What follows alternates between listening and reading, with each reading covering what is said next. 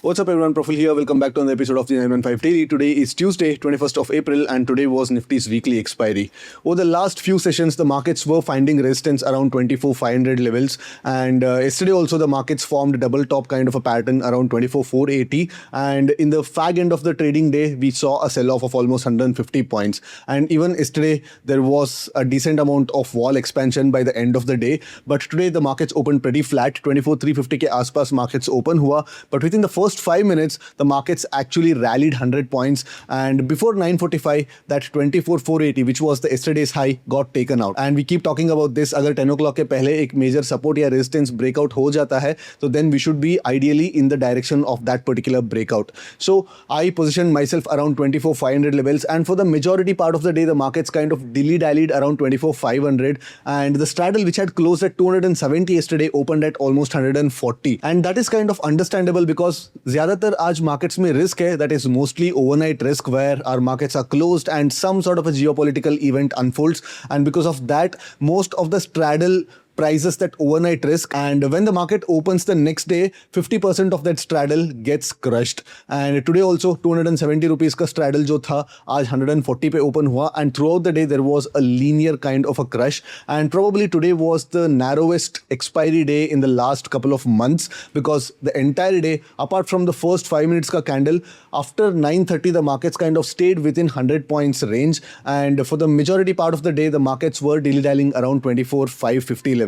And as usual, post 2 o'clock, there was a lot of gamma activity where first the puts tripled and then the calls tripled. So that was kind of a given. But apart from that, it was quite a manageable expiry. And I was also expecting today's expiry might throw some sort of a curveballs, some sort of a Yorkers. But today's expiry again turned out to be favorable expiry for the option writers. And tomorrow is Sensex 1DT, and Sensex straddles are still trading around 1,000, but again, as I'm saying, the risk is mostly overnight, and when we open tomorrow, most probably the straddles would be opening at somewhere around 800 or lower. So let's get to the terminal and let's see कल के लिए हमारा plan of action क्या होना चाहिए. So we have been talking about this level for the last 2 or 3 sessions now, that markets में 24,400 से लेके 24,600 में जो band है, it will be acting as a decent amount of resistance, and finally markets ने 2 बार यहाँ पे 24,400 and 24,500 के बीच resistance लिया, and finally आज markets ने expiry के दिन ब्रेकआउट दे दिया है, एंड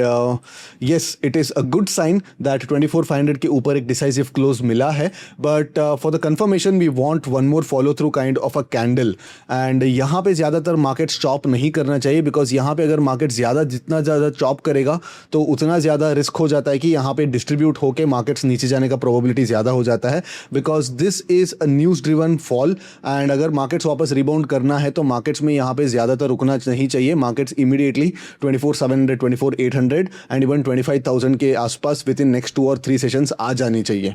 ठीक है. To talk about the lower time frame, today's expiry was quite manageable.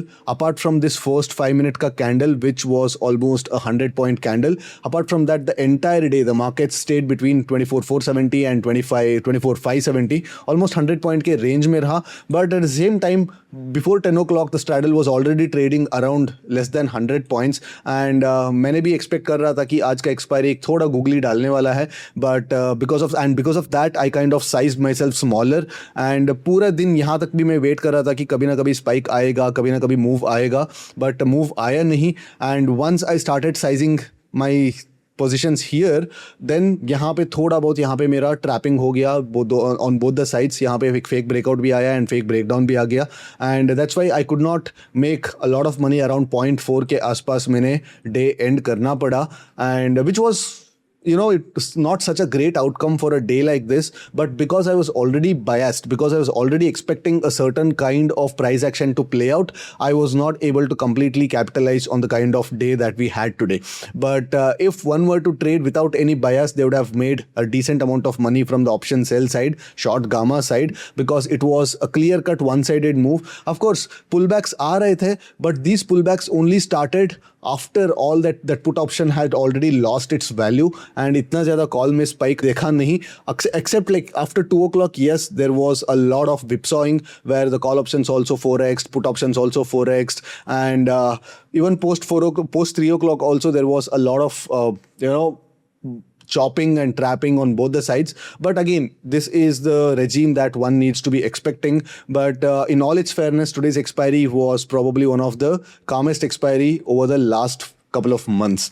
ठीक है. So to talk about tomorrow's Sensex 1DT, you can notice that Sensex का जो straddle है, it is trading somewhere around 1000 points. तो 1033 है. You can notice that post 2 o'clock there has been absolutely no crush, and fairly so, because हर रोज markets के बाद कुछ ना कुछ इवेंट अनफोल्ड हो रहा है, and lot of people would not be comfortable taking such low price straddles home. That's why जो 1000 रुपीज़ है, मोस्ट प्रॉब्ली टुमारो जैसे हमारा मार्केट्स ओपन होता है समवेयर अराउंड 800 के आसपास ओपन होने वाला है. And again it's gonna be the same scenario where intraday में आपको ज़्यादातर चॉप करेगा, मार्केट्स आपको डेल्टा हेज करने के लिए मजबूर करेगा.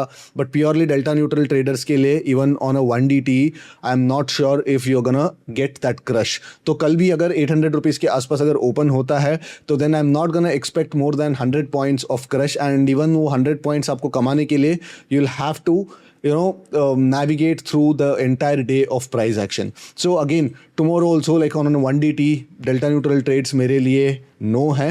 एंड अगर प्राइस एक्शन बेस्ड ट्रेड्स की अगर बात करेंगे तो आज का जो अप्रोच था सिमिलर काइंड ऑफ अप्रोच कल के लिए भी रहना पड़ेगा. तो अगर मार्केट्स थोड़ा इस रेंज के बीच ओपन होके अगर 10 o'clock के पहले अगर ब्रेकआउट देता है then we should be going in the direction of the trend. And but intraday में अगेन ट्रेंड का मैं थोड़ा मतलब कम एक्सपेक्ट कर रहा हूँ, and I am expecting some sort of a mean reversion. But mean reversion आ सकता है from this level also. Let's say markets यहाँ पे ओपन हो गया and within the first 1 hour if the market starts to pull back around this level is a good level to actually initiate some sort of a mean reversion trade on the long side. तो यहाँ पे हम लोग put shot कर सकते हैं with strict stop losses. And just like I mean depending on how the markets are behaving over the last 2 or 3 sessions, जैसे 24,000 के ऊपर मार्केट ट्रेड करना शुरू कर दिया उसके बाद आप देख सकते हैं कि days range is getting narrower and narrower. तो ऐसे रिजीम्स में यूजुअली जो ओटीएम जो कॉल रेशियोज होता है, डेबिट कॉल रेशियोज होता है, डेबिट पुट रेशियोज होता है, उतना ज़्यादा आपको प्रॉफिट नहीं दे सकता है. तो in this markets like you have to come closer, you have to stay at the money and you have to short the options and use the stop losses to actually start making the money. Because again we are heading back into the low regime. अगर आप India VIX को भी देखोगे तो you can notice that India VIX is again 7% down, and कल 7% spike हो गया था, आज वापस 7% डाउन हो गया, and India VIX is back to around 17 levels. And this time if we go back to somewhere around India VIX अगर 12-13 के आसपास आता है तो then again expect the straddles to open at 90-80 on the expiry day, Nifty का जो straddles है. So tomorrow plan काफ़ी सिंपल है. अगर एक बड़ा गैप अप खुलता है then also we'll try to buy the dip. Basically let's wait for the markets to come to this particular consolidation zone, and यहाँ पे प्राइस एक्शन देके लो टाइम फ्रेम पे प्राइस एक्शन देके यहाँ पे हम लॉन्ग ट्रेड इनिशिएट कर सकते हैं. एंड अगर मार्केट इस रेंज में खुलता है तो then wait for the price action around these levels. यहाँ पे मल्टीपल टाइम्स बाउंस होके अगर 12 o'clock के पहले अगर एक ब्रेकआउट मिल जाता है तो then also we should be going in the direction of the markets. यहाँ पे ब्रेकआउट को हम लोग ट्रेड कर सकते हैं. बट अगर मार्केट यहाँ पे ओपन होके फर्स्ट 45 मिनट्स पे यहाँ पे नीचे आ जाता है तो then don't try to short the markets but rather wait for the markets to give some sort of a bounce around the next support level which is ideally 79,000 levels. तो 79,000 level पे अगर मार्केट आता है, round number भी है, and यहाँ पे आप देख सकते हैं कि काफ़ी बड़ा अच्छा वाला इन्फ्लेक्शन पॉइंट भी है. एंड इस इन्फ्लेक्शन पॉइंट पे अगर मार्केट आता है तो यहाँ पे भी हम लोग एक लॉन्ग ट्रेड इनिशिएट कर सकता है. तो शॉर्ट ट्रेड कब इनिशिएट करना है? शॉर्ट ट्रेड तब इनिशिएट करना है अगर मार्केट यहाँ पे खुले एंड 10 o'clock के पहले इस रेंज के अंदर ट्रेड करना शुरू कर देता है, then we can initiate the short trade where हमारा टारगेट जो आता है समवेयर अराउंड दीज लेवल्स, इस लेवल के आसपास हमारा टारगेट रह सकता है. एंड यहाँ पे हम लोग अपना रिवर्स डायरेक्शन को फिर से रिवर्स कर सकते हैं.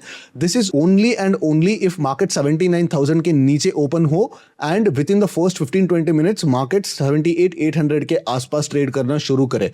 तो in this situation we can initiate a short trade with this as the target and यहाँ पे हम लोग वापस markets को bounce expect कर सकते हैं. Apart from that again tomorrow we have to be trading the breakouts and we have to be trading the mean reversions around support levels. तो basically buy on dip or by on breakout kind of a structure रहेगा कल के लिए. And जो भी structure आप trade structure आप use करने वाला है most probably you should go with naked options and naked option आप शॉर्ट करो बट स्ट्रिक्ट स्टॉप लॉस के साथ ट्रेड करो. यूजुअली क्रेडिट स्प्रेड्स या स्प्रेड्स को मैं अवॉइड करता हूँ when the markets are going into a low volatile range and volatility जब सबसाइड होता रहता है एंड डे का रेंज छोटा होता रहता है. अगर आप क्रेडिट स्प्रेड्स ट्रेड करोगे देन आपके हाथ में कुछ नहीं आने वाला है बिकॉज हेजेस काफ़ी जल्दी पिघल जाता है and that will not give a good bang for your buck.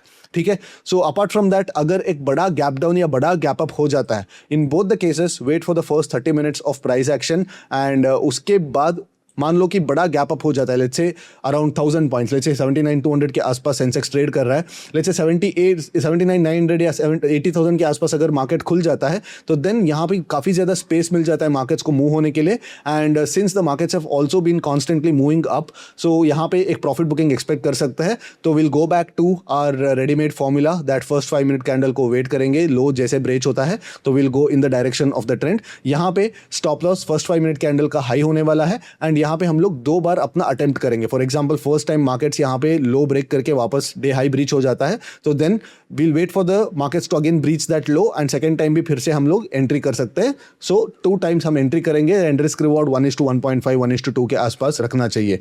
But अगर बड़ा गैप डाउन हो जाता है तो बड़ा गैप डाउन इतना बड़ा गैप डाउन हो जाता है तो then I would not want to trade the breakout of that first 5 minute candle because अगर बड़ा गैप डाउन हो रहा है in spite of this such beautiful textbook kind of price action इसका मतलब यह है कि मार्केट्स में कुछ नया न्यूज़ आया है, कुछ नया डेवलपमेंट आया है regarding that geopolitical tension that we are witnessing. So I would want the markets to actually come to my range and first 30 minutes में markets में recovery आ जाना चाहिए and उसके बाद probably I'll let the day go and probably I'll start trading on the expiry day itself.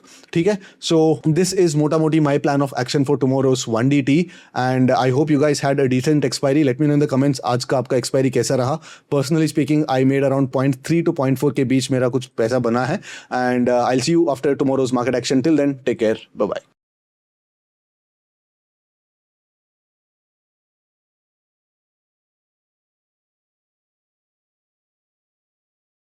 Investment in securities market are subject to market risks. Read all the related documents carefully before investing. Please read the risk disclosure documents carefully before investing in equity shares, derivatives, mutual fund, and or other instruments traded on the stock exchanges.